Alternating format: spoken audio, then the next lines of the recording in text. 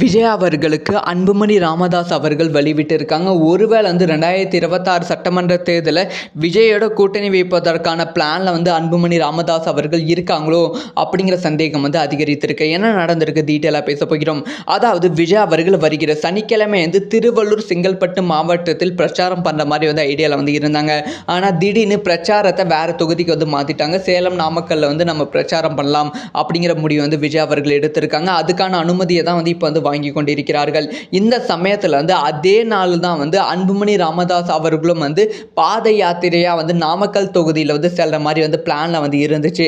ஆனால் விஜய் அவர்கள் அதே நாளில் நாமக்கல் தொகுதியில் பிரச்சாரத்துக்கு வராங்க அப்படிங்கிற விஷயம் அஃபிஷியலாக கன்ஃபார்ம் ஆவதற்கு முன்பே, அதாவது காவல் அதிகாரிகள் அனுமதி கொடுப்பதற்கு முன்பே அன்புமணி ராமதாஸ் அவர்கள் தன்னோட பிரச்சார தேதியை அடுத்த நாள் வச்சிருக்காங்க. அதாவது ஞாயிற்றுக்கிழமை மாற்றி வச்சிருக்காங்க.